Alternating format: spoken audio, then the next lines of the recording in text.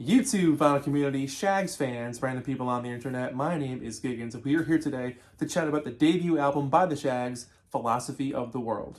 If you don't know the Shaggs, you're in for a treat of an album, I'll put it that way. It's one of the most fascinating listens you'll ever experience because none of the guitars are in tune, no one wants to sing, the drums aren't drumming, the bass isn't bassing. None of this makes any sense, and it's one of the most bizarre and beautiful combinations of sounds and expressions I've ever heard. The Shaggs were a group of sisters who were put together by their dad to be a band.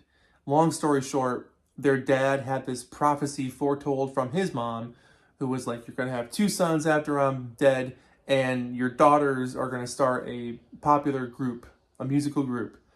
Sure enough, he had two sons after his mom passed. He was like, I'm going to fulfill the prophecy here and make my girls famous, which in a sense, he kind of did. The girls wanted nothing to do with music or fame, stardom, pop music, wanted nothing to do with it. And for years, they were forced every single day to practice their instruments, play weekly shows, and they hated it. They didn't gel musically with each other. They didn't want to play music. They hated doing concerts. People laughed at them all the time. It drove them nuts. They got bullied at school. It wasn't fun. And over the years, more stories have come out about their dad and just how abusive he was and how terrible he was to these girls and some of the absolutely awful things he did to them. So much so that the second he dropped dead, the band broke up. The group was formed in 1965, and after a few years of performing together and playing shows, they figured it was time to record a record. So off they went to Massachusetts to Fleetwood Studios to record what was going to become their debut album, Philosophy of the World. The recording process was as painful as one might imagine because the girls never tuned their guitars, or maybe they didn't know how to. Playing in time was almost impossible, and vocally, they just weren't interested. So much so that after the recordings were done, the producers tried bringing in studio musicians to fix up what they heard, to put something in time.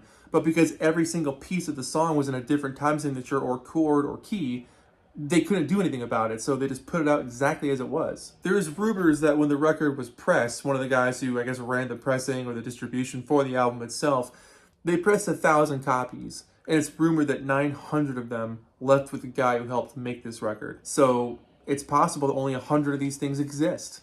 We'll never really know. What we do know is that if you do find an original copy of this record or the 45, they go for insane amounts of money, like astronomical, because they are incredibly rare records to find. It's been reissued numerous times over the years, the first time in 1980 on Rounder Records. So let's start with the first song, Philosophy of the World. Timing be damned. Here are the Shaggs. Like, they eventually get close to timing and things sounding in tune, but overall it's a fairly sloppy recording.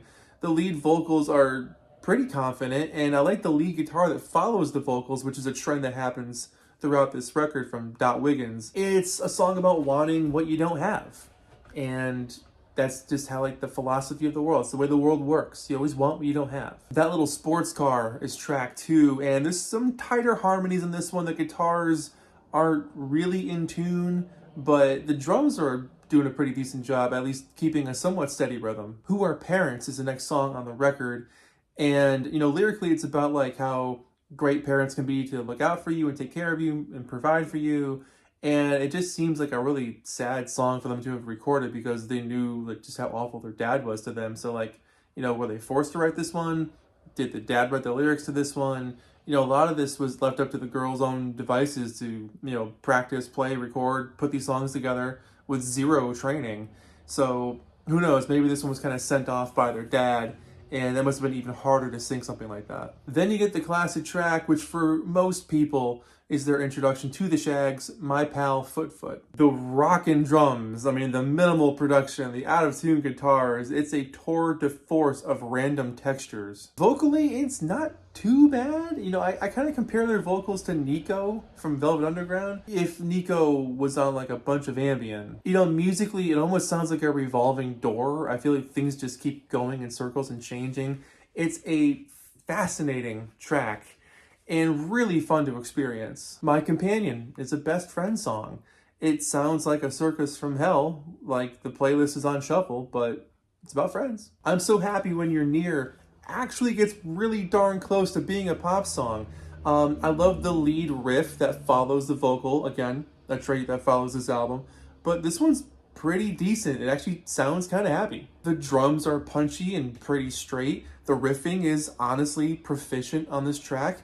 And vocally, it's really not that bad. It's probably one of the most impressive songs on the album. Things I Wonder is all over the shop. Like lyrically, it's about a range of subjects, but what key is this thing in? The middle bit jam is all over the shop. It's this one's kind of a mess, but again, a fascinating mess. Sweet Thing, this is another highlight on the record, and it sounds like the guitar might be in tune for this one.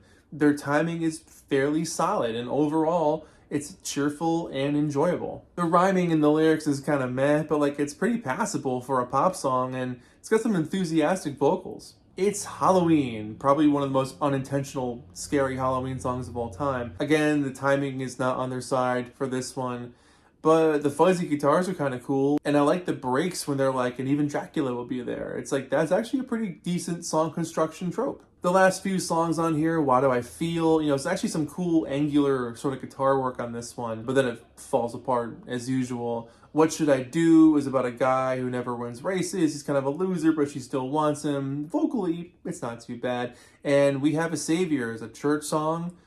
Pray and things will be good during bad times. The Shaggs will forever be remembered as one of those listening experiences that you don't forget. The first time you hear My Pal Foot Foot or this record in full, it's something that will always stick with you because you've never heard music like this before. And it's kind of sad that the album exists purely because their dad forced them to make it. So like, you can't rip on something like this because they didn't want to be there. They didn't want to do any of this. So you're really listening to a group of girls who were forced to make this and try to make it the best they could under the crappy situation they were involved in. So it's really hard to give this thing a score because like musically, yeah, it doesn't make sense for most of the album. So like in that sense, maybe like a 3 or something. But in the sense that like they had to overcome all these hardships, all these terrible things they went through, and they still created something. They made a record. It's out there, and they're known. Like, the artistry is there. Take it for what it is. Like, a lot of people hear this record and find absolute beauty in it because it's not pop music. It's not what's expected to be on the radio. It's something completely, left of the dial. You put it on and you go somewhere else completely. It always captures your attention because it's just so different. So in that respect, it's like an 8. So I guess if I were to combine the two but not do a median number, I'd probably give this thing like a 7 because it's a fascinating listen. The backstory is painful. It's amazing that it exists. And it's also amazing that some of the girls have gone on to do more music over the years. I actually saw the Dot Wiggins band a bunch of years ago open for Neutral Milk Hotel, which is probably the most hipster thing I've ever said in my entire life. But it was wonderful. And they sang My Pal Foot Foot. It was kind of surreal. So with that being said, yeah, maybe like a 7 for Philosophy of the World because of all the things I just said about it. So let me know your thoughts on this record in the comments below. It's a classic for numerous reasons. So let me know your thoughts. My name is Giggens. This has been the Shaggs, Philosophy of the World. Give it a listen if you haven't heard it. And if you're hearing it for the first time, please let me know your comments. I want to hear how much your mind got blown on this one. So thanks for watching. I'll see you guys in the next video. Take care of yourselves. Bye-bye.